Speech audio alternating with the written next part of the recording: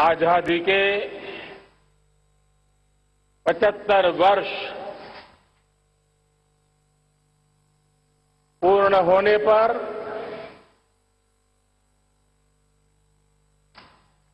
देशवासियों को अनेक अनेक शुभकामनाएं, बहुत बहुत बधाई। न सिर्फ हिंदुस्तान का हर कोना, लेकिन दुनिया के हर कोने में आज किसी न किसी रूप में भारतीयों के द्वारा या भारत के प्रति अपार प्रेम रखने वालों के द्वारा विश्व के हर कोने में यह हमारा तिरंगा आन बान शान के साथ लहरा रहा है। मैं विश्व भर में फैले हुए भारत प्रेमियों को, भारतीयों को आजादी के इस अमृत महोत्सव की बहुत बहुत बधाई देता हूं। आज का ये दिवस ऐतिहासिक दिवस है। एक पुण्य पड़ाव, एक नई राह, एक नए संकल्प और नए सामर्थ्य के साथ कदम बढ़ाने का ये शुभ अवसर है।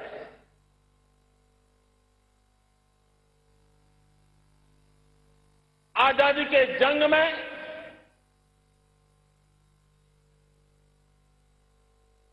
गुलामी का पूरा कालखंड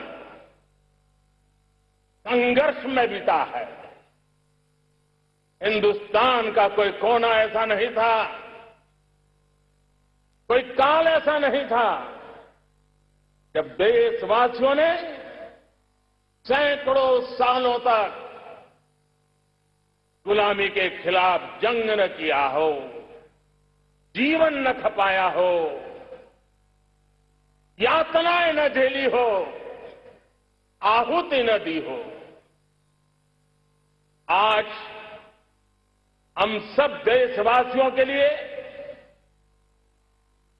ऐसे हर महापुरुष को, हर त्यागी को, हर बलिदानी को नमन करने का अवसर है, उनका ऋण स्वीकार करने का अवसर है और उनका स्मरण करते हुए उनके सपनों को जल्द से जल्द पूरा करने का संकल्प लेने का भी अवसर है।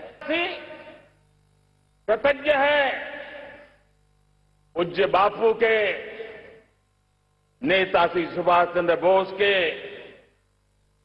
बाबा साहब आंबेडकर के, वीर सावरकर के, जिन्होंने कर्तव्य पथ पर जीवन को खपा दिया। कर्तव्य पथ ही उनका जीवन पथ रहा। यह देश कृतज्ञ है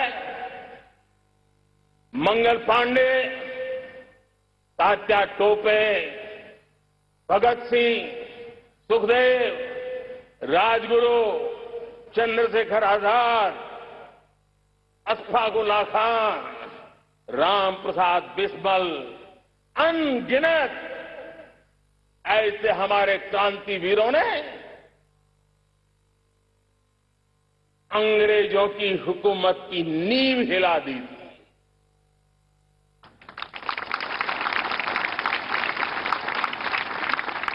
यह राष्ट्र कृतज्ञ है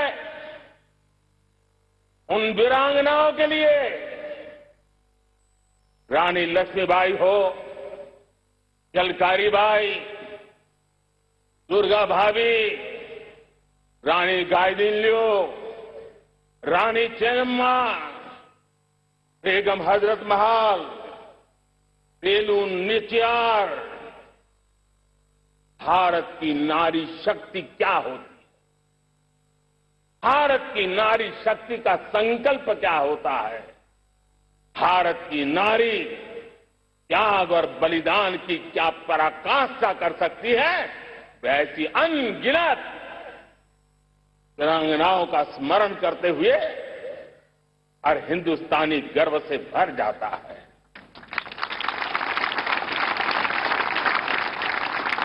आजादी का जंग भी लड़ने वाले और आजादी के बाद देश बनाने वाले भी, डॉक्टर राजेंद्र प्रसाद जी हो,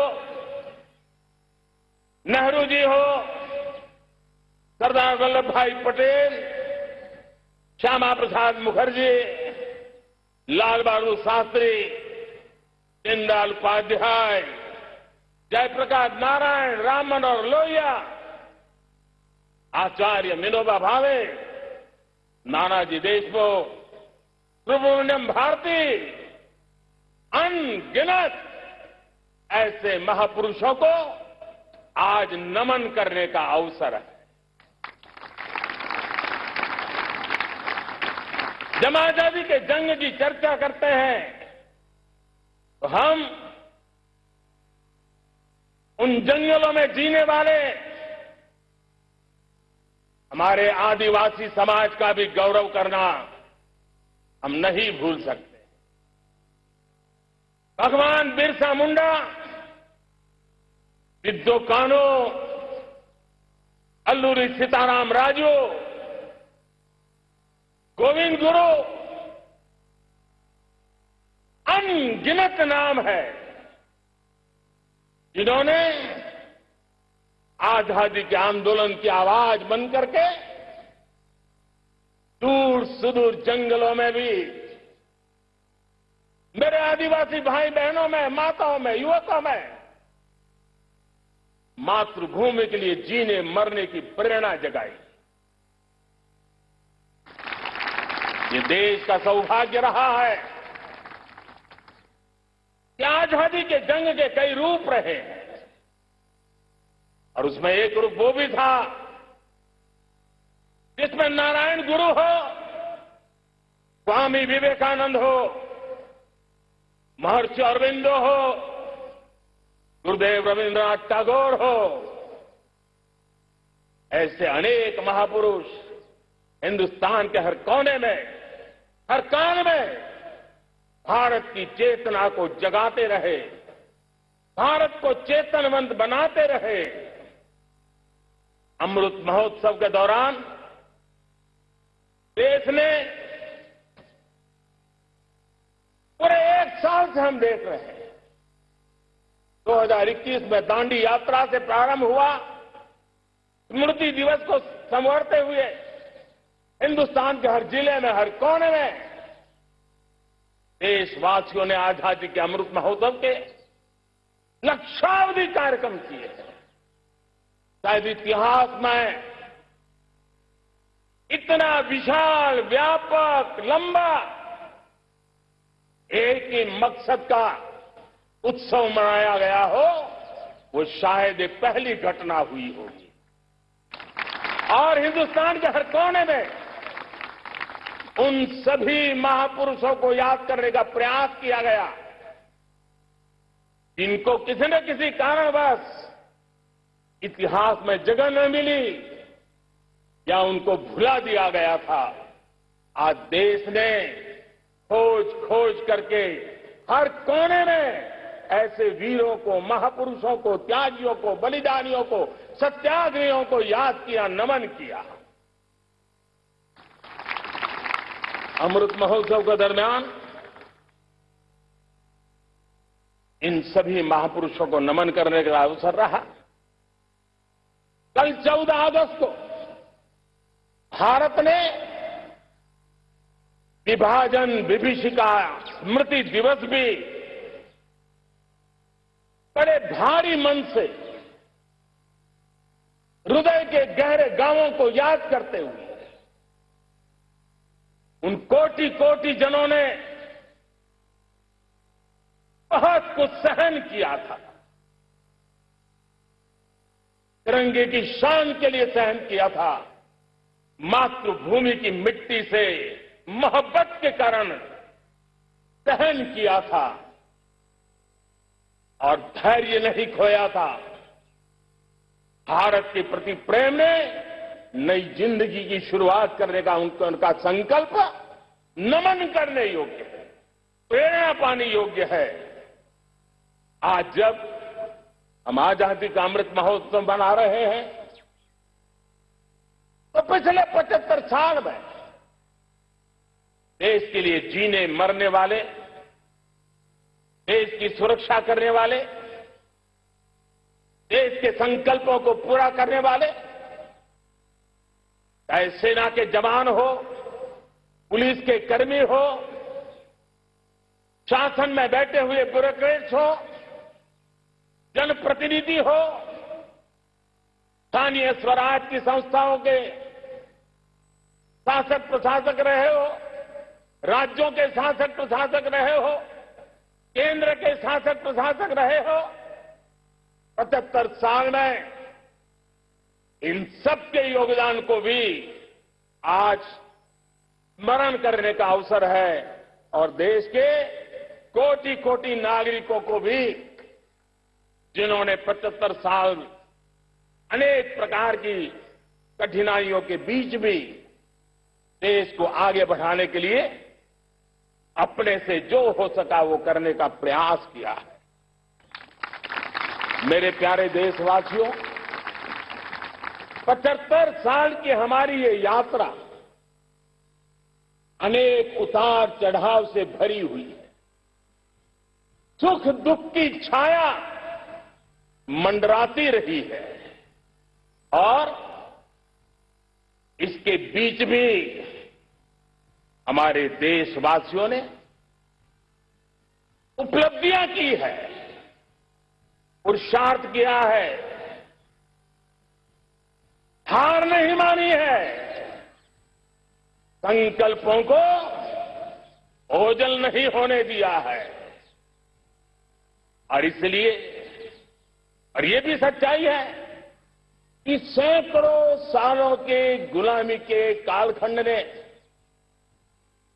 भारत के मन को, भारत के मानवीय की भावनाओं को गहरे घाव किए, गहरी चोटें पहुंचाई थी, लेकिन उसके भीतर एक जिद भी थी, एक जिजीविषा भी थी, एक जुनून भी था, एक जोम भी था।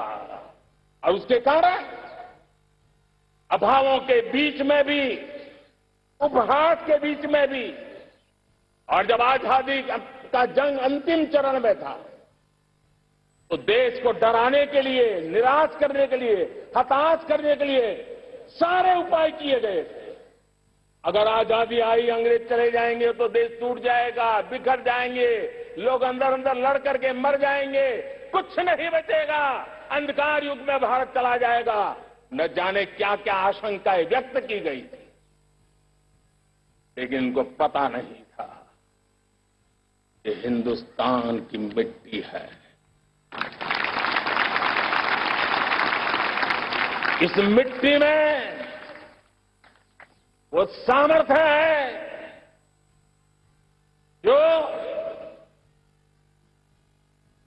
शासकों से भी परे सामर्थ्य का एक अंतर प्रभार लेकर के जीता रहा है, सदियों तक जीता रहा है। और उसी का परिणाम है, हमने क्या कुछ नहीं झेला। कभी अन्न का संकट झेला, कभी युद्ध के शिकार हो गए, आतंकवाद ने डगर डगर चुनौतियां पैदा की, निर्दोष नागरिकों को मौत के घाट उतार दिया गया, छद्म युद्ध चलते रहे, प्राकृतिक आपदाएं आती रही, सफलता विफलता, आशा निराशा, न जाने कितने पड़ाव आए हैं। लेकिन इन पड़ाव के बीच भी भारत आगे बढ़ता रहा। भारत की विविधता, जो औरों को भारत के लिए बोझ लगती थी, वो भारत की विविधता ही भारत की एक अनमोल शक्ति है, शक्ति का एक अटूट प्रवाह है। और दुनिया को पता नहीं था कि भारत के पास एक इनहेरेंट सामर्थ्य है, एक संस्कार सरिता है, एक मन मस्तिष्क का विचारों का बंधन है, और वो है भारत लोकतंत्र की जननी है, मदर ऑफ डेमोक्रेसी है। और जिनके जहन में लोकतंत्र होता है, वे जब संकल्प करके चल पड़ते हैं, वो सामर्थ्य दुनिया की बड़ी बड़ी सल्तनतों के लिए भी संकट का काल लेकर के आती है। ये मदर ऑफ डेमोक्रेसी, ये लोकतंत्र की जननी हमारे भारत ने सिद्ध कर दिया कि हमारे पास एक अनमोल सामर्थ्य है। मेरे प्यारे देशवासियों, 75 साल की यात्रा में आशाएं, अपेक्षाएं, उतार चढ़ाव सब कुछ के बीच में हर एक के प्रयास से हम जहां तक पहुंच पाए थे, पहुंचे थे। और 2014 में देशवासियों ने मुझे दायित्व दिया। आजादी के बाद जन्मा हुआ मैं पहला व्यक्ति था जिसको लाल किले से देशवासियों का गौरवगान करने का अवसर मिला था।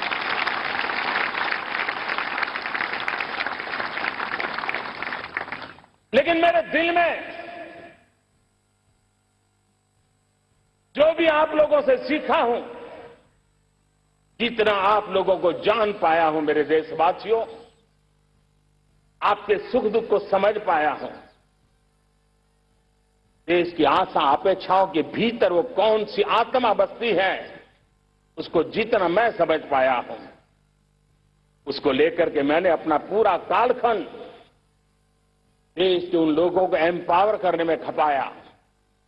मेरे दलित हो, शोषित हो, पीड़ित हो, वंचित हो, आदिवासी हो, महिला हो, युवा हो, किसान हो, दिव्यांग हो, पूरब हो, पश्चिम हो, उत्तर हो, दक्षिण हो, समुद्र का तट हो, हिमालय की कंदराएं हो, हर कोने में महात्मा गांधी का जो सपना था आखिरी इंसान की चिंता करने का, महात्मा गांधी जी जो आकांक्षा थी अंतिम छोर पर बैठे हुए व्यक्ति को समर्थ बनाने की, मैंने अपने आप को उसके लिए समर्पित किया। और उन 8 साल का नतीजा, आजादी के इतने दशकों का अनुभव, आज 75 साल के बाद जब अमृत काल की ओर कदम रख रहे हैं, अमृत काल की ये पहली प्रभात है, तब मैं एक ऐसे सामर्थ्य को देख रहा हूं और जिससे मैं गौरव से भर जाता हूं। देशवासियों, मैं आज देश का सबसे बड़ा सौभाग्य ये देख रहा हूं कि भारत का जनमन आकांक्षी जनमन है। एस्पिरेशनल सोसाइटी किसी भी देश की बहुत बड़ी अमानत होती है और हमें गर्व है कि आज हिंदुस्तान के हर कोने में,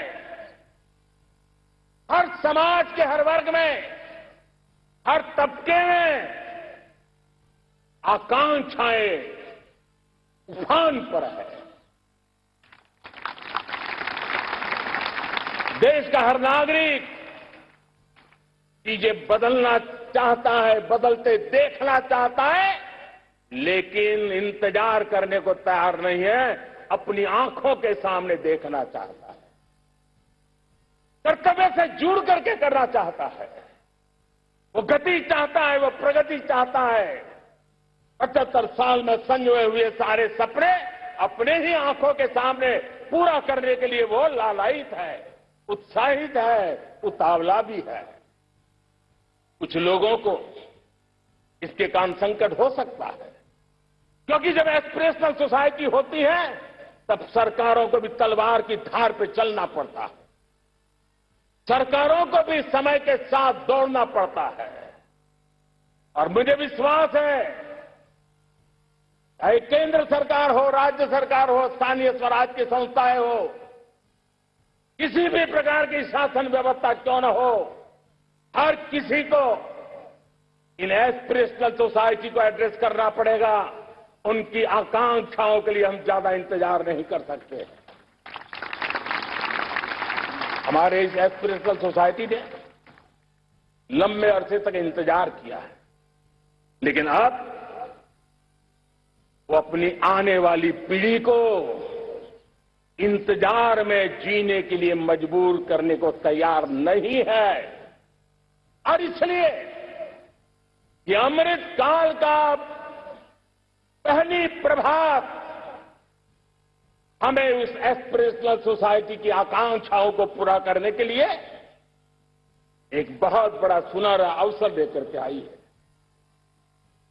मेरे प्यारे देशवासियों, हमने पिछले दिनों देखा है, एक और ताकत का हमने अनुभव किया है, और वो है भारत में एक सामूहिक चेतना का पुनर्जागरण हुआ है। एक सामूहिक चेतना का पुनर्जागरण। आजादी के इतने संघर्ष में से जो अमृत था वो अब संजोया जा रहा है, संकलित हो रहा है, संकल्प में परिवर्तित हो रहा है, पुरुषार्थ की पराकाष्ठा जुड़ रही है और सिद्धि का मार्ग नजर आ रहा है। ये चेतना, मैं समझता हूं कि चेतना का जागरण, ये पुनर्जागरण, ये हमारी सबसे बड़ी अमानत है। और ये पुनर्जागरण देखिए, 10 अगस्त तक लोगों को पता तक नहीं होगा शायद देश के भीतर कौन सी ताकत है, लेकिन पिछले 3 दिन से इस प्रकार से तिरंगे झंडे को लेकर के, तिरंगा की यात्रा लेकर के देश चल पड़ा है। बड़े बड़े सोशल साइंस के एक्सपर्ट्स ये भी शायद कल्पना नहीं कर सकते कि मेरे भीतर के अंदर कितने, मेरे देश के भीतर कितना बड़ा सामर्थ्य है, एक तिरंगे झंडे ने दिखा दिया है। ये पुनर्चेतना, पुनर्जागरण का पल है। ये लोग समझ नहीं पाए हैं, जब देश जनता कर्फ्यू के लिए हिंदुस्तान का हर कोना निकल पड़ता है, तब उस चेतना की अनुभूति है। जब देश ताली थाली बजा करके कोरोना वॉरियर के साथ कंधे से कंधा मिला करके खड़ा हो जाता है, तब चेतना की अनुभूति होती है।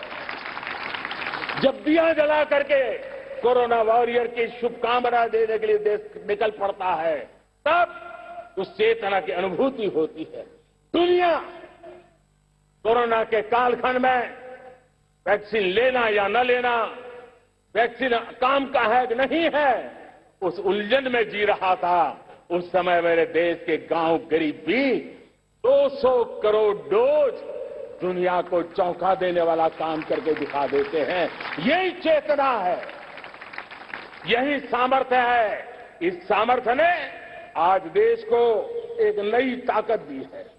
मेरे प्यारे भाइयों बहनों, तीसरा एक महत्वपूर्ण सामर्थ्य मैं देख रहा हूं, जैसे एस्पिरेशनल सोसाइटी, जैसे पुनर्जागरण, वैसे ही आजादी के इतने दशकों के बाद पूरे विश्व का भारत की तरफ देखने का नजरिया बदल चुका है। विश्व भारत की तरफ गर्व से देख रहा है, अपेक्षा से देख रहा है। समस्याओं का समाधान भारत की धरती पर दुनिया खोजने लगी है। दोस्तों, विश्व का ये बदलाव, विश्व की सोच में ये परिवर्तन 75 साल की हमारी अनुभव यात्रा का परिणाम है। हम जिस प्रकार से संकल्पों लेकर चल पड़े हैं, दुनिया इसे देख रही है और आखिरकार विश्व भी उम्मीदें लेकर के जी रहा है। उम्मीदें पूरे करने का सामर्थ्य कहां पड़ा है, वो उसे दिखने लगा है। मैं इसे स्त्री शक्ति के रूप में देखता हूं, 3 सामर्थ्य के रूप में देखता हूं। और ये त्रिशक्ति है एस्पिरेशन की, पुनर्जागरण की और विश्व की उम्मीदों की। और इसे पूरा करने के लिए हम जानते हैं दोस्तों, आज दुनिया में एक विश्वास जगने में मेरे देशवासियों की बहुत बड़ी भूमिका है। 130 करोड़ देशवासियों ने कई दशकों के अनुभव के बाद स्थिर सरकार का महत्व क्या होता है, राजनीतिक स्थिरता का महत्व क्या होता है, पॉलिटिकल स्टेबिलिटी दुनिया में किस प्रकार की ताकत दिखा सकती है, नीतियों में कैसा सामर्थ्य होता है, उन नीतियों पर विश्व का कैसे भरोसा बनता है, ये भारत ने दिखाया है और दुनिया भी इसे समझ रही। और हम जब राजनीतिक स्थिरता हो, नीतियों में गतिशीलता हो, निर्णयों में तेजी हो, सर्वव्यापकता हो, सर्वसमावेशकता हो, तो विकास के लिए हर कोई भागीदार बनता है। हमने सबका साथ सबका विकास का मंत्र लेकर के हम चले थे, लेकिन देखते ही देखते देशवासियों ने सबका विश्वास और सबका प्रयास से उसमें और रंग भर दिए हैं। और इसलिए हमने देखा है हमारी सामूहिक शक्ति को, हमारे सामूहिक सामर्थ्य को हमने देखा है। आजादी का अमृत महोत्सव जिस प्रकार से बनाया गया, जिस प्रकार से हर जिले में 75 अमृत सरोवर बनाने का अभियान चल रहा है, गांव गांव के लोग जुड़ रहे हैं, कार सेवा कर रहे हैं, अपने प्रयत्नों से अपने गांव में जल संरक्षण के लिए बड़ा अभियान चला रहे हैं। और इसलिए भाइयों बहनों, चाहे स्वच्छता का अभियान हो, चाहे गरीबों के कल्याण का काम हो, देश आज पूरी शक्ति से आगे बढ़ रहा है।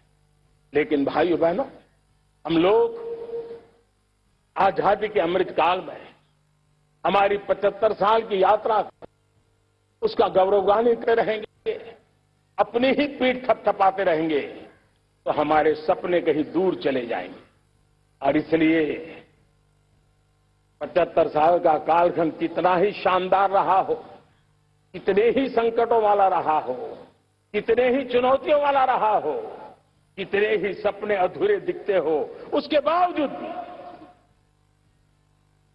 आज जब हम अमृत काल में प्रवेश कर रहे हैं, अगले 25 वर्ष हमारे देश के लिए अत्यंत महत्वपूर्ण है। और इसलिए जब मैं आज मेरे सामने लाल किले पर से 130 करोड़ देशवासियों के सामर्थ्य का स्मरण करता हूं, उनके सपनों को देखता हूं, उनके संकल्पों की अनुभूति करता हूं, तो साथियों मुझे लगता है आने वाले 25 साल के लिए हमें उस 5 पंच प्राण पर अपनी शक्ति को केंद्रित करनी होगी, अपने संकल्पों को केंद्रित करना होगा, अपने सामर्थ्य को केंद्रित करना होगा। और हमें उन पंच प्राण को लेकर के 2047 जब आजादी के 100 साल होंगे, आजादी के दीवानों के सारे सपने पूरे करने का जिम्मा उठा करके चलना होगा। जब मैं पंच प्राण की बात करता हूं, तो पहला प्राण, अब देश बड़े संकल्प लेकर के ही चलेगा, बहुत बड़े संकल्प लेकर के चलना होगा। और वो बड़ा संकल्प है विकसित भारत। अब उससे कुछ कम नहीं होना चाहिए। बड़ा संकल्प।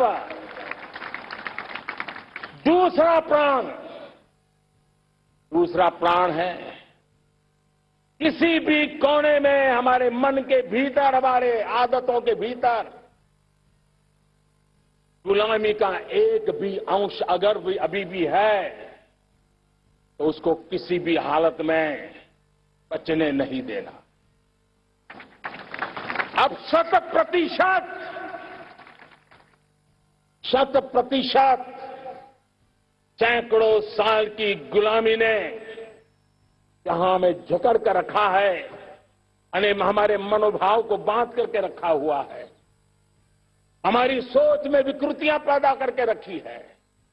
हमें गुलामी की छोटी सी छोटी चीज भी कहीं नजर आती है, हमारे भीतर नजर आती है, हमारे आसपास नजर आती है, हमें उससे मुक्ति पानी ही होगी। ये हमारा दूसरी प्राण शक्ति है। तीसरी प्राण शक्ति,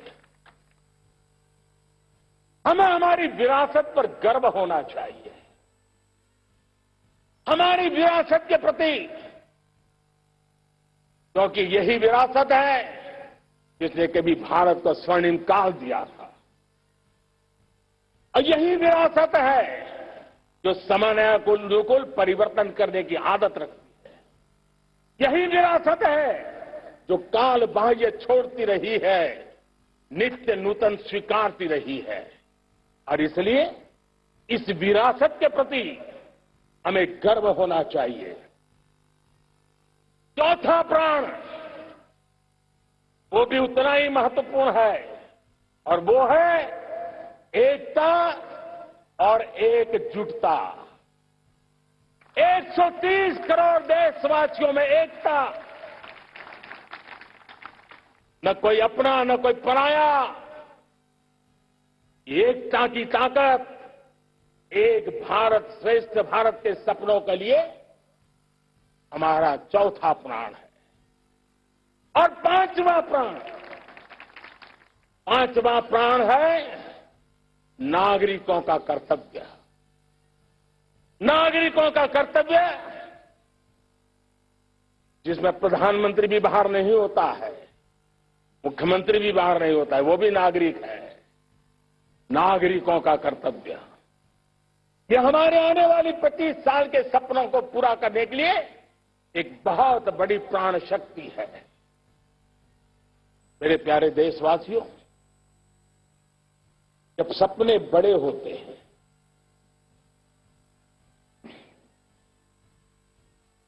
जब संकल्प बड़े होते हैं, तो पुरुषार्थ भी बहुत बड़ा होता है, शक्ति भी बहुत बड़ी मात्रा में जुट जाती है। अब कोई कल्पना कर सकता है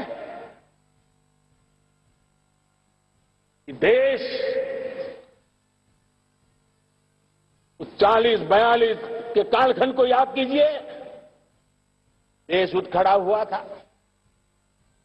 किसी ने हाथ में झाड़ू लिया था, किसी ने तकली ली थी, किसी ने रेंटिया लिया था, किसी ने सत्याग्रह का मार्ग चुना था, किसी ने संघर्ष का मान चुना था, किसी ने क्रांति की वीरता का रास्ता चुना था।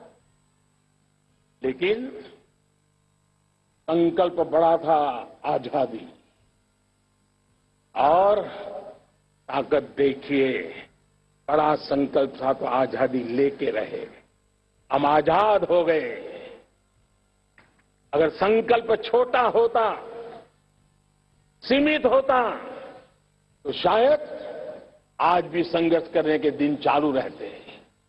लेकिन संकल्प बड़ा था तो हमने हासिल भी किया। मेरे प्यारे देशवासियों, अब आज जब अमृत काल की पहली प्रभात है, तो हमें इस 25 साल में विकसित भारत बना के रहना है अपनी आंखों के सामने। और जो 20, 22, 25 साल के नौजवान मेरे देश के मेरे सामने हैं, मेरे देश के नौजवानों, जब देश आजादी के 100 साल मनाएगा तब आप 50-55 के हुए होंगे। मतलब आपके जीवन का ये स्वर्णिम काल, आपकी उम्र के ये 25-30 साल भारत के सपनों को पूरा करने का काल है। आप संकल्प लेकर के मेरे साथ चल पड़िए साथियों, तिरंगे झंडे की शपथ लेकर के चल पड़िए। हम सब पूरी ताकत से लगे आए। बड़ा संकल्प, मेरा देश विकसित देश होगा, डेवलप कंट्री होगा।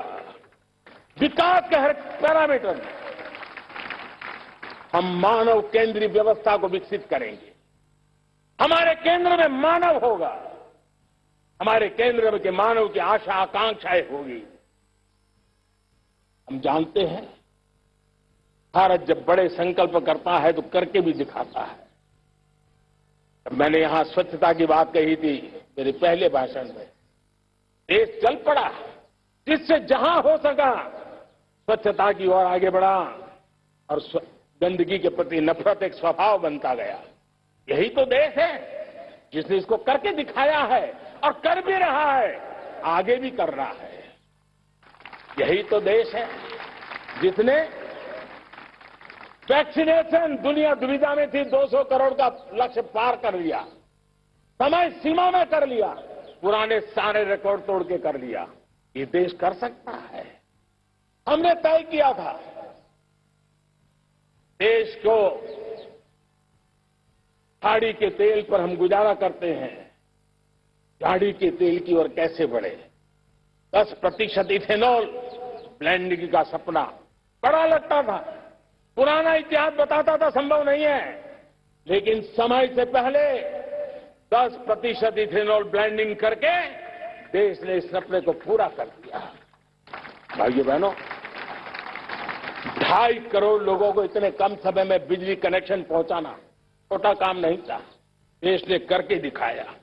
लाखों परिवारों के घर में जल से नल, नल से जल, नल से जल पहुंचाने का काम आज देश तेज गति से कर रहा है। खुले में शौच से मुक्ति भारत के अंदर आज संभव हो पाया है। मेरे प्यारे देशवासियों, अनुभव कहता है एक बार हम सब संकल्प लेकर के चल पड़े तो हम निर्धारित लक्ष्यों को पार कर सकते। रिन्यूएबल एनर्जी का लक्ष्य हो,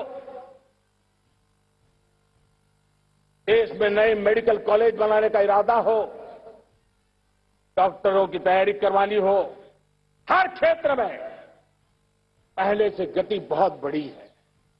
और इसलिए मैं कहता हूं अब आने वाले 25 साल बड़े संकल्प के हो। यही हमारा प्राण, वही हमारा प्रण भी होना चाहिए। दूसरी बात मैंने कही है, उस प्राण शक्ति की मैंने चर्चा की है कि गुलामी की मानसिकता। देश की सोचिए भाइयों, कब तक दुनिया हमें सर्टिफिकेट बांटती रहेगी? कब तक दुनिया के सर्टिफिकेट पर हम गुजारा करेंगे? क्या हम अपने मानक नहीं बनाएंगे? क्या 130 करोड़ का देश अपने मानकों को पार करने के लिए पुरुषार्थ नहीं कर सकता है? हमें किसी भी हालत में औरों के जैसा दिखने की कोशिश करने की जरूरत नहीं है। हम जैसे हैं वैसे, लेकिन सामर्थ्य के साथ खड़े होंगे, ये हमारा मिजाज होना चाहिए। हमें गुलामी से मुक्ति चाहिए।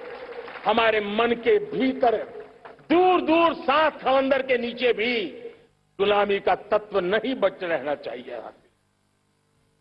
और मैं आशा देखता हूं जिस प्रकार से नई राष्ट्रीय शिक्षा नीति बनी है, जिस मंथन के साथ बनी है,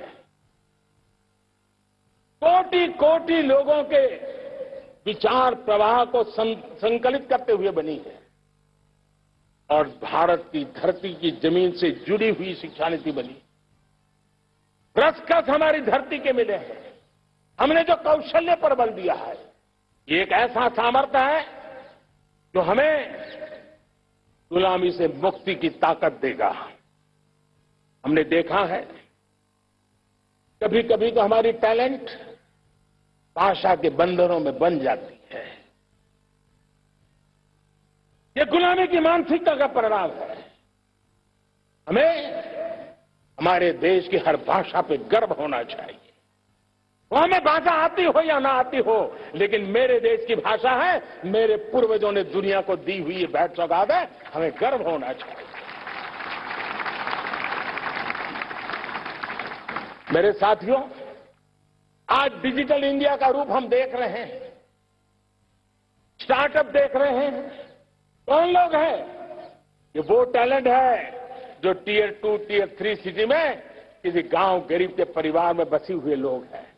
ये हमारे नौजवान है जो आज नई नई खोज के साथ दुनिया के सामने आ रहे हैं।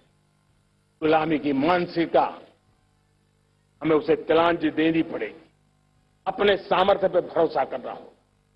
दूसरी एक बात जो मैंने कही, तीसरी मेरी प्राण शक्ति की बात है, वो है हमारी विरासत पर हमें गर्व होना चाहिए। जब हम अपनी धरती से जुड़ेंगे, जब हम अपनी धरती से जुड़ेंगे, तभी तो ऊंचा उड़ेंगे।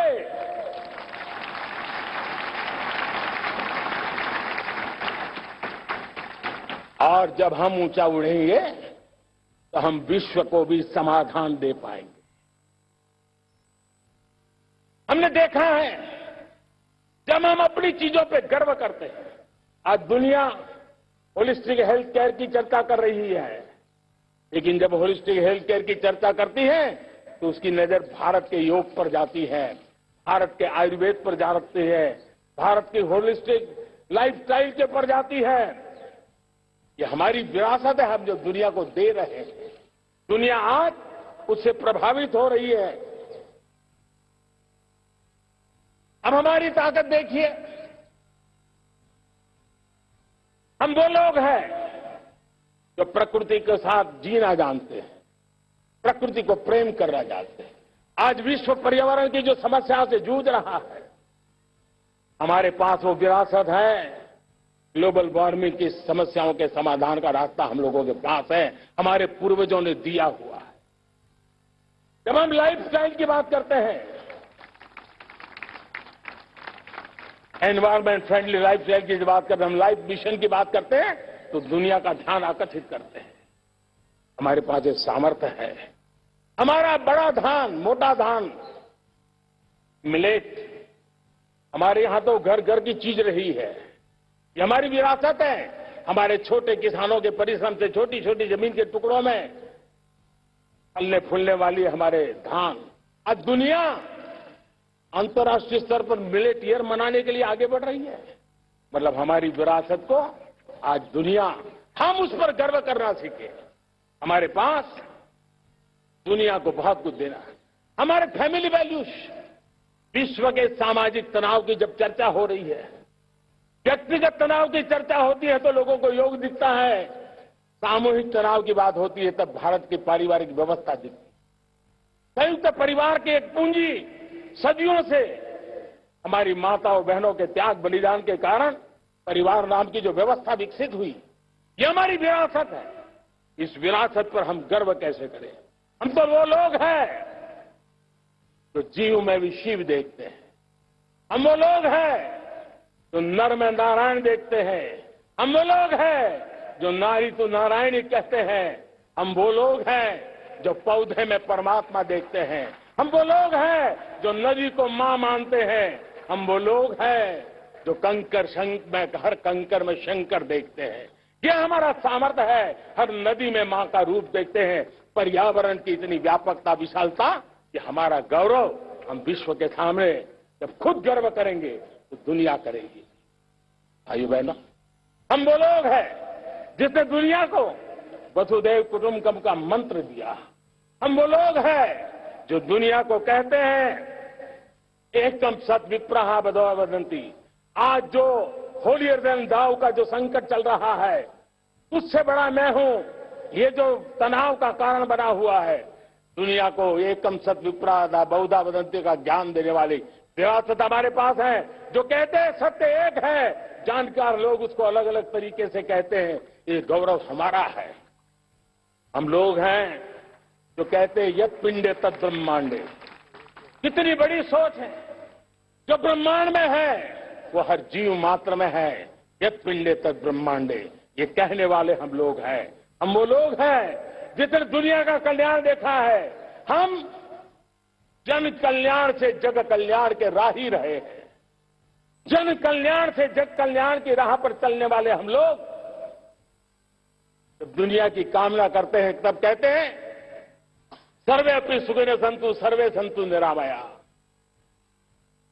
सबके सुख की बात, सबके आरोग्य की बात करना, ये हमारी विरासत है। और इसलिए हम बड़ी शान के साथ हमारी इस विरासत का गर्व करना सीखें। ये प्राण शक्ति है हमारी, तो हमें 25 साल के सपना पूरा करने के लिए जरूरी है। उसी प्रकार से मेरे प्यारे देशवासियों, एक और महत्वपूर्ण विषय है एकता, एकजुटता। इतने बड़े देश को, उसकी विविधता को हमें सेलिब्रेट करना है। इतने पंथ परंपराएं, ये हमारे आन बान शान है। कोई नीचा नहीं, कोई ऊंचा नहीं है, सब बराबर है। कोई मेरा नहीं, कोई पराया नहीं, सब अपने हैं। ये भाव एकता के लिए बहुत जरूरी है। घर में भी एकता की नींव तभी रखी जाती है जब बेटे बेटी एक समान हो। अगर बेटे बेटी एक समान नहीं होंगे तो एकता के मंत्र नहीं गूंज सकते। जेंडर इक्वलिटी हमारी एकता के लिए पहली। जब हम एकता की बात करते हैं, अगर हमारे एक ही पैरामीटर हो, एक ही मानदंड हो, जिस मानदंड को हम कहें इंडिया फर्स्ट, मैं जो कुछ भी कर रहा हूं, जो भी सोच रहा हूं, जो बोल रहा हूं, इंडिया फर्स्ट के अनुकूल है, एकता का रास्ता खुल जाएगा। दोस्त, हमें एकता से बांधने का वो मंत्र है, हमें इसको पकड़ना है। मुझे पूरा विश्वास है कि हम समाज के अंदर ऊंच नीच के भेदभावों से, मेरे तेरे के भेदभावों से हम सबकी पुजारी बने। श्रमेव जयते कहते हैं हम, श्रमिक का सम्मान, ये हमारा स्वभाव होना चाहिए।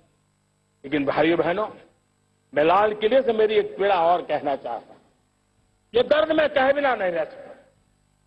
मैं जानता हूं शायद लाल किले का विषय नहीं हो सकता, लेकिन मेरे भीतर का दर्द मैं कहां कहूंगा।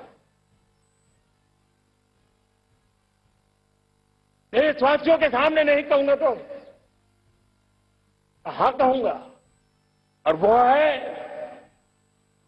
किसी न किसी कारण से हमारे अंदर एक ऐसी विकृति आई है, हमारी बोलचाल में, हमारे व्यवहार में, हमारे कुछ शब्दों में, हम नारी का अपमान करते हैं।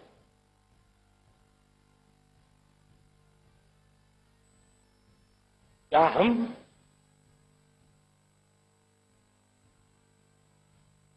स्वभाव से, संस्कार से, रोजमर्रा की जिंदगी में नारी को अपमानित करने वाली हर बात से मुक्ति का संकल्प ले सकते हैं?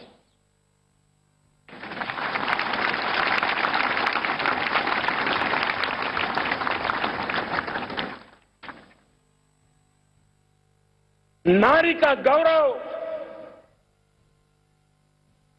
राष्ट्र के सपने पूरे करने में बहुत बड़ी पूंजी बनने वाला है।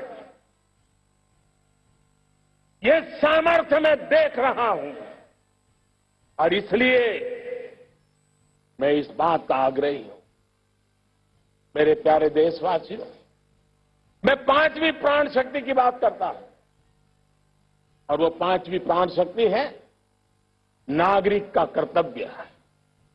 दुनिया में जिन जिन देशों ने प्रगति की है, जिन जिन देशों ने कुछ अचीव किया है, व्यक्तिगत जीवन में भी जिसने अचीव किया है, कुछ बातें उभर करके सामने आती हैं। एक, अनुशासित जीवन। दूसरा, कर्तव्य के प्रति समर्पण। व्यक्ति की जीवन की सफलता हो, समाज की हो, परिवार की हो, राष्ट्र की हो, ये मूलभूत मार्ग है, ये मूलभूत प्राण शक्ति है। और इसलिए हमें कर्तव्य पर बल देना ही होगा। ये शासन का काम है कि बिजली 24 घंटे पहुंचाने के लिए प्रयास करे, लेकिन ये नागरिक का कर्तव्य है कि जितनी ज्यादा यूनिट बिजली बचा सकते बचाएं। हर खेत में पानी पहुंचाना सरकार की जिम्मेवारी है, सरकार का प्रयास है, लेकिन पर ड्रॉप मोर क्रॉप, पानी बचाते हुए आगे बढ़ना, मेरे हर खेत से आवाज उठनी चाहिए।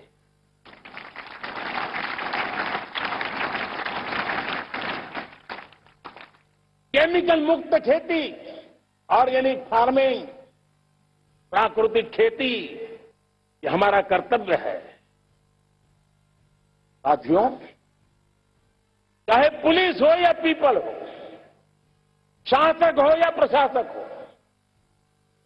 ये नागरिक कर्तव्य से कोई अछूता नहीं हो सकता। हर कोई अगर नागरिक के कर्तव्यों को निभाएगा तो मुझे विश्वास है कि हम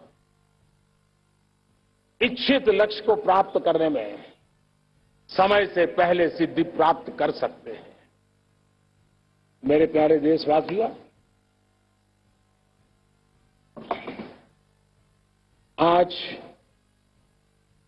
महर्षि अरविंदो की जन्म जयंती भी है। मैं उस महापुरुष के चरणों में नमन करता हूं, लेकिन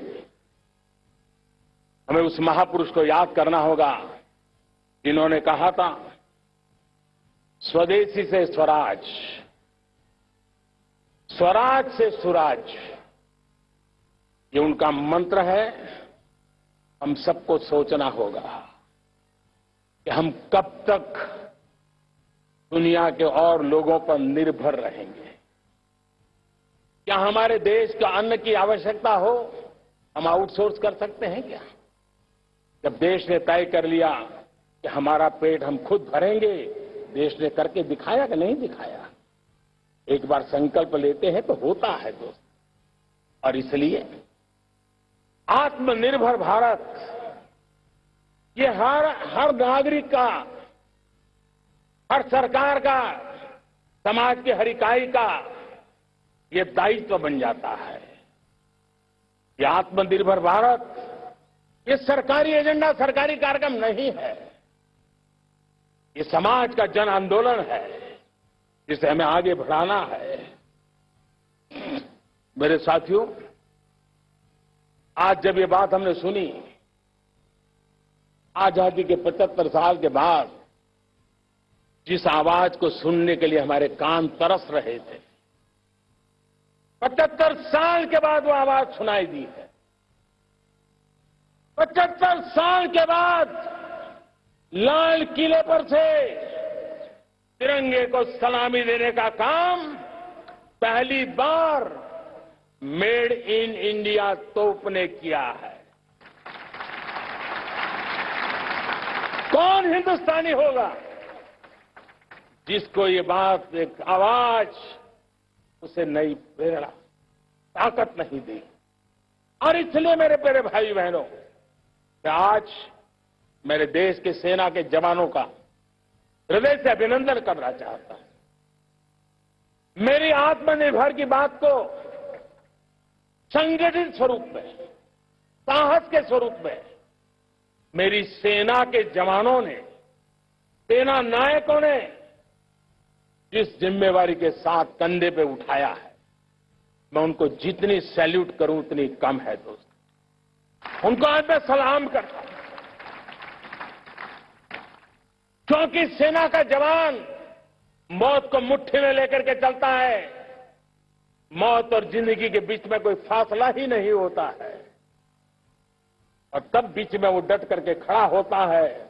और वो मेरा सेना का जवान तय करे कि हम 300 ऐसी चीजों आप लिस्ट करते हैं जो हम विदेश से नहीं लाएंगे, हमारे देश की ये संकल्प छोटा नहीं है। मुझे इस संकल्प में भारत के आत्मनिर्भर भारत के उज्ज्वल भविष्य के वो बीज मैं देख रहा हूं जो इस सपने को वटवृक्ष में परिवर्तित करने वाले हैं। सैल्यूट, सैल्यूट मेरे सेना के अधिकारियों को सैल्यूट।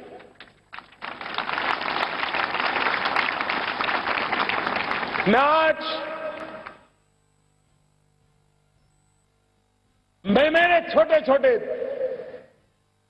बालकों को 5 साल 7 साल की आयु के बालक उनको भी सैल्यूट करना चाहिए, उनको भी सलाम करना चाहिए। जब देश के सामने चेतना जगी, मैंने सैकड़ों परिवारों से सुना है 5-5, 7 साल के बच्चे घर में कह रहे हैं कि अब हम विदेशी खिलौने से नहीं खेलते। 5 साल का बच्चा घर में विदेशी खिलौने से नहीं खेलेंगे, ये जब संकल्प करता है ना, तब आत्मनिर्भर भारत उसकी रगों में दौड़ता है। आप देखिए, पीएलआई स्कीम 1 लाख करोड़ रुपया दुनिया के लोग हिंदुस्तान में अपना नसीब आजमाने आ रहे हैं, टेक्नोलॉजी लेकर के आ रहे हैं, रोजगार के नए अवसर बना रहे हैं। भारत मैन्युफैक्चरिंग हब बनता जा रहा है, आत्मनिर्भर भारत की बुनियाद बना रहा है। आज इलेक्ट्रॉनिक गुड्स मैन्युफैक्चरिंग हो, मोबाइल फोन का मैन्युफैक्चरिंग हो, आज देश बहुत तेजी से प्रगति कर रहा है। जब हमारा ब्रह्मोस दुनिया में जाता है, कौन हिंदुस्तानी होगा इसका मन आसमान को न छूता होगा। दोस्तों, आज हमारी मेट्रो कोचेज, हमारी वंदे भारत ट्रेन विश्व के लिए आकर्षण बन रहा है। मेरे प्यारे देशवासियों, हमें आत्मनिर्भर बनना है हमारे एनर्जी सेक्टर में। हम कब तक एनर्जी के सेक्टर में किसी और पर डिपेंडेंट रहेंगे? और हमें सोलार का क्षेत्र हो, विंड एनर्जी का क्षेत्र हो, रिन्यूएबल के और भी जो रास्ते हो, मिशन हाइड्रोजन हो, बायोफ्यूल की कोशिश हो, इलेक्ट्रिक व्हीकल पर जाने की बात हो, हमें आत्मनिर्भर बन करके इन व्यवस्थाओं को आगे बढ़ाना होगा। मेरे प्यारे देशवासियों, आज प्राकृतिक खेती भी आत्मनिर्भर का एक मार्ग है। फर्टिलाइजर से जितनी ज्यादा मुक्ति, आज देश में नैनो फर्टिलाइजर के कारखाने की नई आशा लेकर के आए हैं। लेकिन प्राकृतिक खेती, केमिकल फ्री खेती आत्मनिर्भर को ताकत दे सकती है।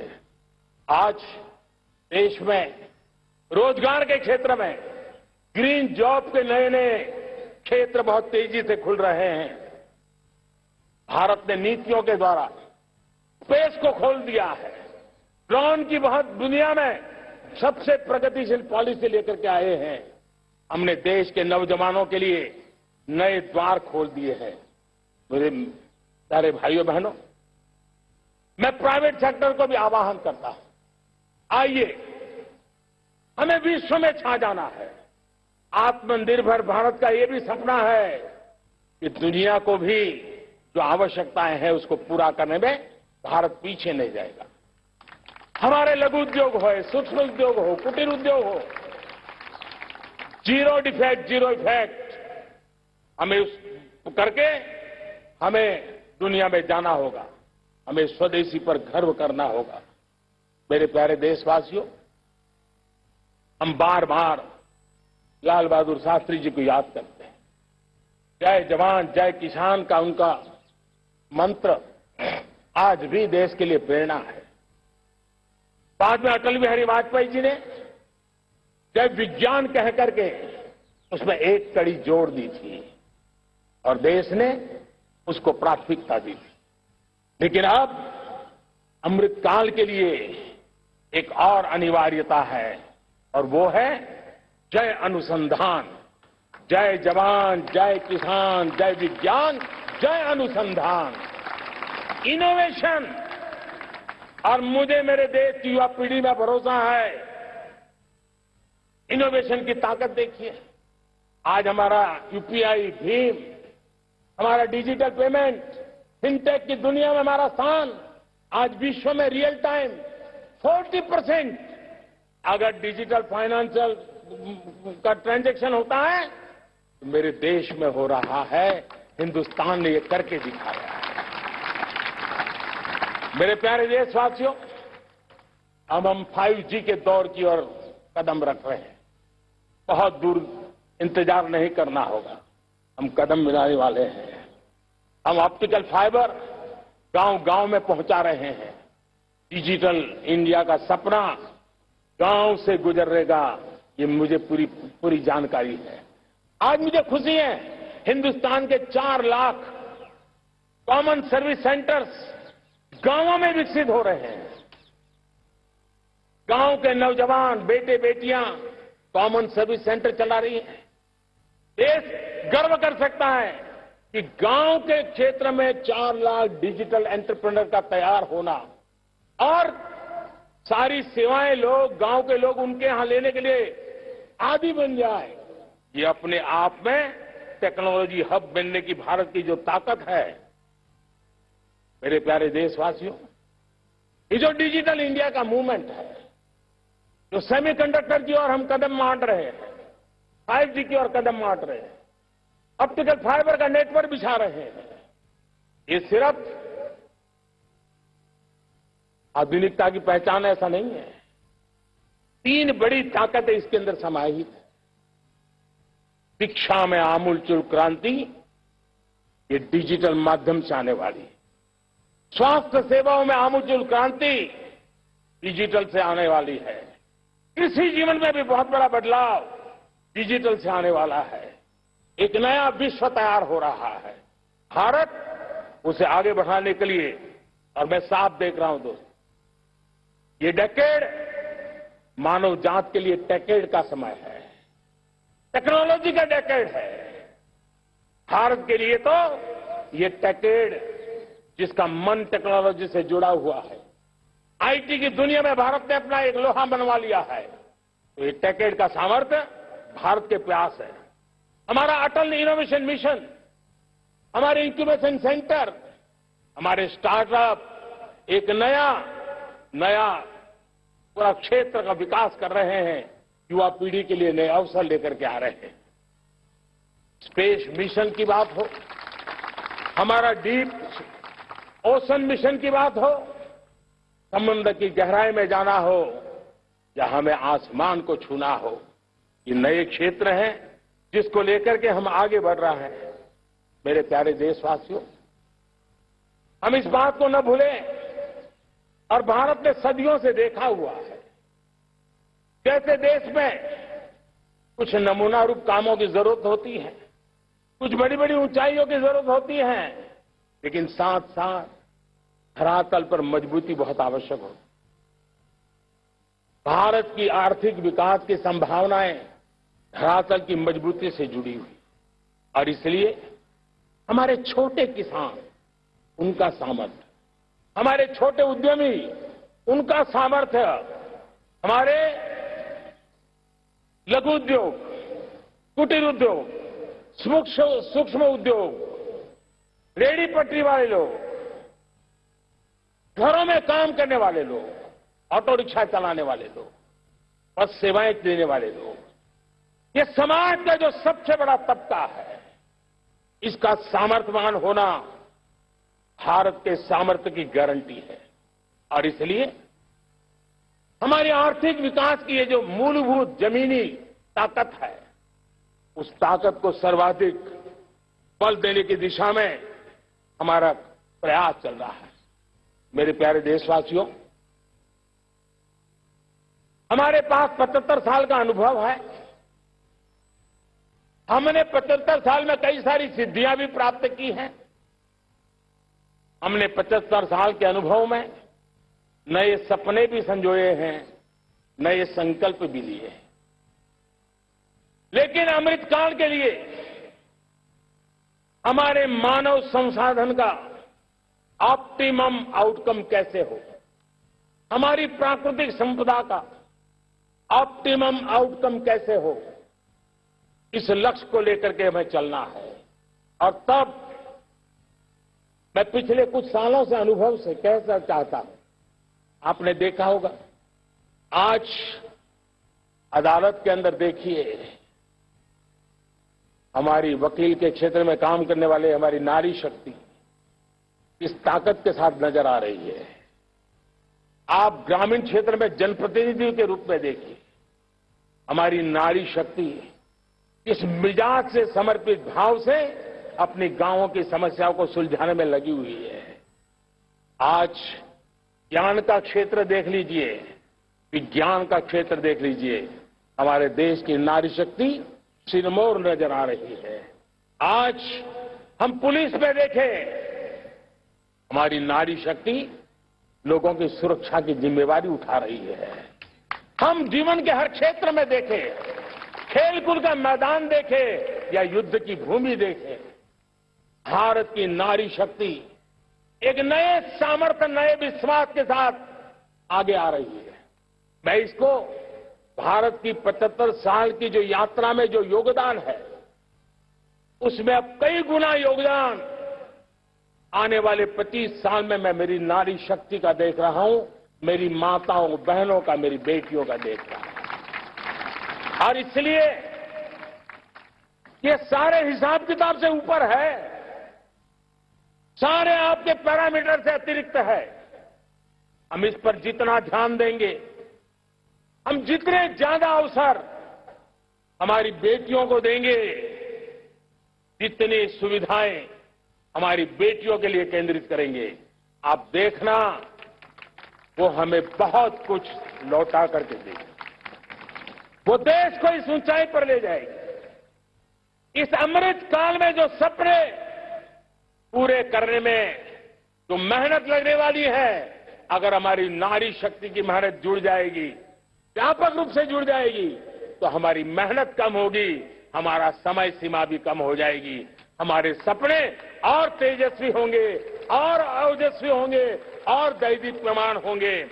और इसलिए आइए साथियों, हम जिम्मेवारियों को लेकर आगे बढ़े। मैं आज भारत के संविधान के निर्माताओं का भी धन्यवाद करना चाहता हूं। तो उन्होंने जो हमें फेडरल स्ट्रक्चर दिया है, उसके स्पिरिट को बनाते हुए, उसकी भावनाओं का आदर करते हुए हम कंधे से कंधा मिला करके इस अमृत काल में चलेंगे, तो सपने साकार होकर के रहेंगे। कार्यक्रम भिन्न हो सकते हैं, कार्यशैली भिन्न हो सकती है, लेकिन संकल्प भिन्न नहीं हो सकते। राष्ट्र के लिए सपने भिन्न नहीं हो सकते। आइए हम एक ऐसे युग के अंदर आगे बढ़े। मुझे याद है जब मैं गुजरात का मुख्यमंत्री था, केंद्र में हमारे विचार की सरकार नहीं थी, लेकिन मेरे गुजरात में हर जगह पर मैं एक ही मंत्र लेके चलता था कि भारत के विकास के लिए गुजरात का विकास, भारत का विकास हम कहीं पर भी हो, हम सबके मन मस्तिष्क में रहना चाहिए। हमारे देश के कई राज्य हैं जिन्होंने देश को आगे बढ़ाने में बहुत भूमिका अदा की है, नेतृत्व किया है, कई क्षेत्रों में उदाहरण काम किए हैं। ये हमारे फेडरलिज्म को ताकत देते हैं। लेकिन आज समय की मांग है कि हमें कोऑपरेटिव फेडरलिज्म के साथ साथ कोऑपरेटिव कॉम्पिटिटिव फेडरलिज्म की जरूरत है।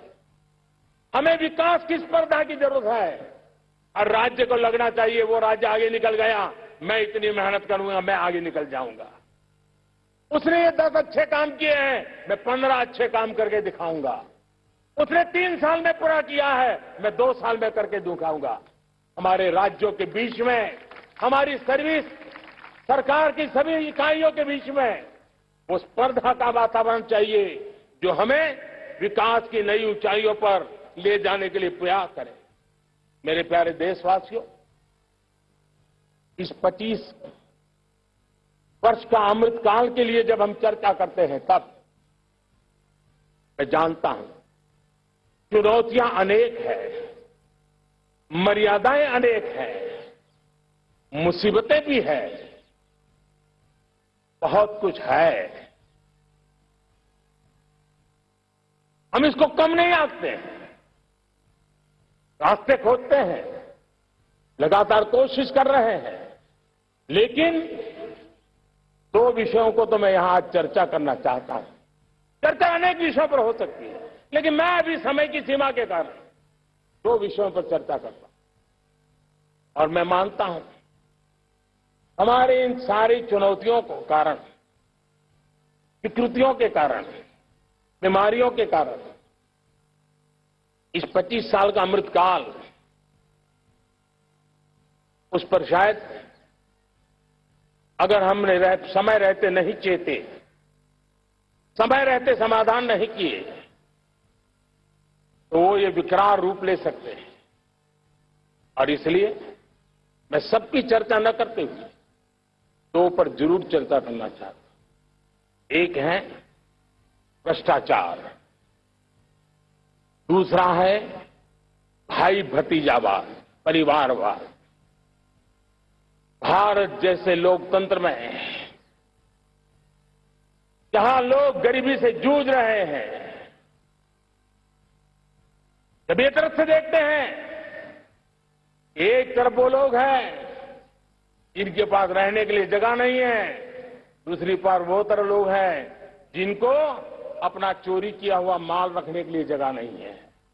ये स्थिति अच्छी नहीं है। और इसलिए हमें भ्रष्टाचार के खिलाफ पूरी ताकत से लड़ना है। पिछले 8 वर्षों में डायरेक्ट बेनिफिट ट्रांसफर के द्वारा आधार, मोबाइल, इन सारे आधुनिक व्यवस्थाओं का उपयोग करते हुए 2 लाख करोड़ रुपए जो गलत हाथों में जाते थे, उसको बचा करके देश की भलाई के लिए काम लगाने में हम सफल हुए।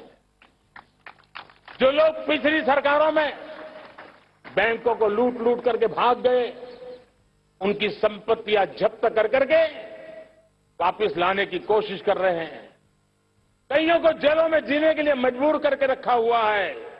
हमारी कोशिश है जिन्होंने देश को लूटा है उनको लौटाना पड़े, वो स्थिति हम पैदा करेंगे। भाइयों बहनों,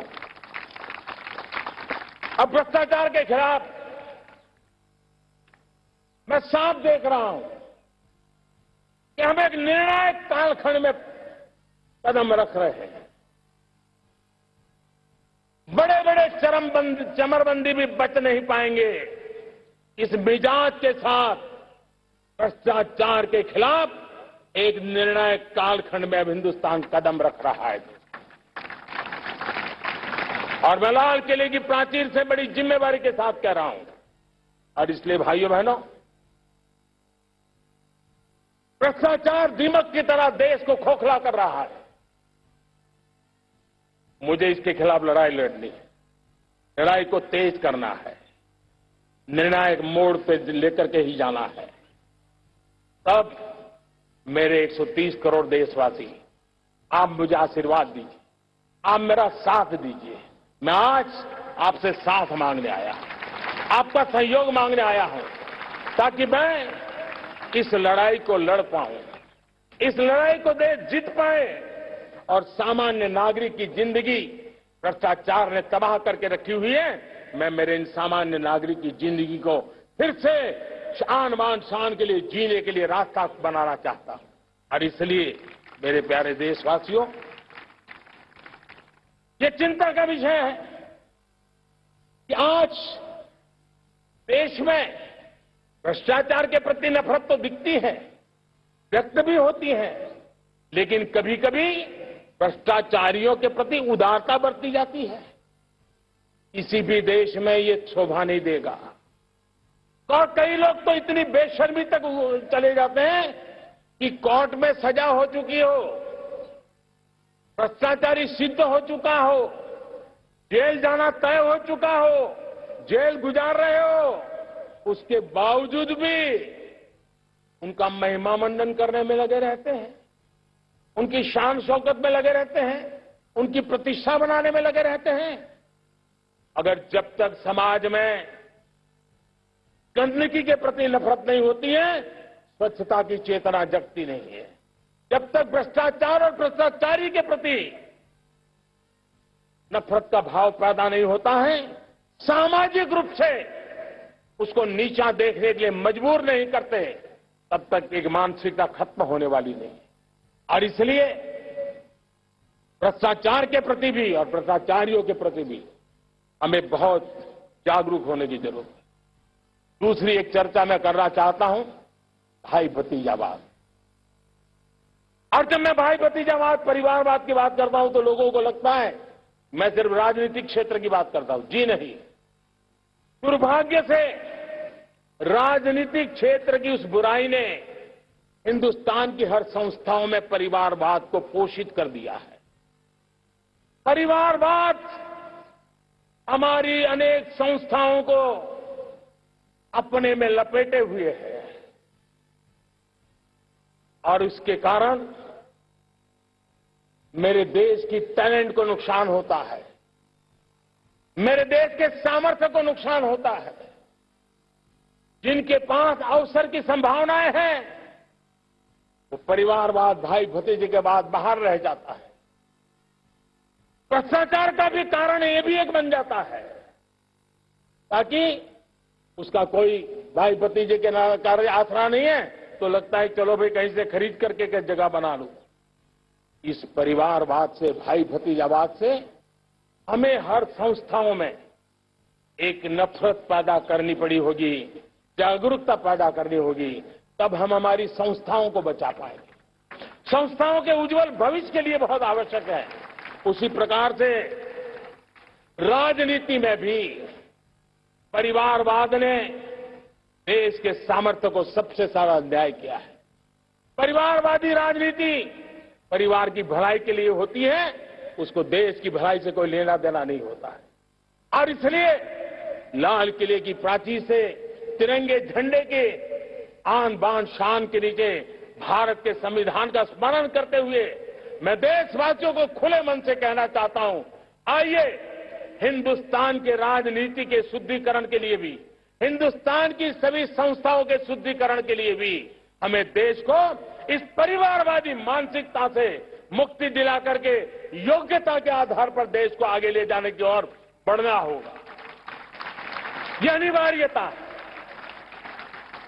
वरना हर किसी का मन कुंठित रहता है कि मैं उसके लिए योग्य था, मुझे नहीं मिला क्योंकि मेरा कोई चाचा, मामा, पिता, दादा, दादी, नाना, नानी कोई वहां थे नहीं। ये मनस्थिति किसी भी देश के लिए अच्छी नहीं। मेरे देश के नौजवानों, मैं आपके उज्जवल भविष्य के लिए, आपके सपनों के लिए, मैं भाई भतीजावाद के खिलाफ लड़ाई में आपका साथ चाहता हूं। परिवारवादी राजनीति के खिलाफ लड़ाई में मैं आपका साथ चाहता हूं। ये संवैधानिक जिम्मेवारी मानता हूं मैं, ये लोकतंत्र की जिम्मेवारी मानता हूं मैं, ये लाल किले के प्राचीर से कही गई बात की ताकत में मानता हूं और इसलिए मैं आज आपका अवसर चाहता हूं। हमने देखा पिछले दिनों खेलों में, ऐसा तो नहीं है कि देश के पास पहले प्रतिभाएं नहीं रही होंगी, ऐसा तो नहीं है कि खेलकूद की दुनिया में हिंदुस्तान के नौजवान, हमारे बेटे बेटियां कुछ कर नहीं सकते, लेकिन सिलेक्शन भाई भतीजेवाद की चैनल से गुजरते थे और उसके कारण वो खेल के मैदान तक, उस देश तक तो पहुंच जाते थे। जीत हार से उन्हें लेना देना नहीं था, लेकिन जब ट्रांसपेरेंसी आई, योग्यता के आधार पर खिलाड़ियों का चयन होने लगा, पूर्ण पारदर्शिता से खेल के मैदान में सामर्थ्य का सम्मान होने लगा, आज देखिए दुनिया में खेल के मैदान में भारत का तिरंगा फहरता है, भारत का राष्ट्रगान गाया जाता है, गर्व होता है और परिवारवाद से मुक्ति होती है, भाई भतीजावाद से मुक्ति होती है, तो ये नतीजे आते हैं। मेरे प्यारे देशवासियों, ये ठीक है, चुनौतियां बहुत हैं। अगर इस देश के सामने करोड़ों संकट है तो करोड़ों समाधान भी है, और मेरा 130 करोड़ देशवासियों पर भरोसा है। 130 करोड़ देशवासी निर्धारित लक्ष्य के साथ, संकल्प के प्रति समर्पण के साथ, जब 130 करोड़ देशवासी एक कदम आगे रखते हैं ना, तो हिंदुस्तान 130 करोड़ कदम आगे बढ़ जाता है। इस सामर्थ्य को लेकर के हमने आगे बढ़ना है। इस अमृत काल में, जब ये अमृत काल की पहली बेला है, पहली प्रभात है, हमें आने वाले 25 साल को एक पल भी भूलना नहीं है। एक एक दिन, समय का प्रत्येक क्षण, जीवन का प्रत्येक कण मातृभूमि के लिए जीना, और तभी आजादी के दीवानों को हमारी सच्ची श्रद्धांजलि होगी। तभी 75 साल तक देश को यहां तक पहुंचाने में जिन जिन लोगों ने योगदान किया, उनका पुण्य स्मरण हमें काम आएगा। मैं देशवासियों से आग्रह करते हुए, नई संभावनाओं को संजोते हुए, नए संकल्पों को पार करते हुए, आगे बढ़ने का विश्वास लेकर के आज अमृत काल का आरंभ करते हैं। आजादी का अमृत महोत्सव अब अमृत काल की दिशा में पलट चुका है, आगे बढ़ चुका है। तब इस अमृत काल में सबका प्रयास अनिवार्य है। सबका प्रयास ही परिणाम लाने वाला है। टीम इंडिया की भावना ही देश को आगे बढ़ने वाली है। 130 करोड़ देशवासियों की ये टीम इंडिया एक टीम के रूप में आगे बढ़ करके सारे सपनों को साकार करेंगी। इसी पूरे विश्वास के साथ मेरे साथ बोलिए, जय हिंद, जय हिंद, जय हिंद। भारत माता की, भारत माता की, भारत माता की। वंदे, वंदे, वंदे। बहुत बहुत धन्यवाद।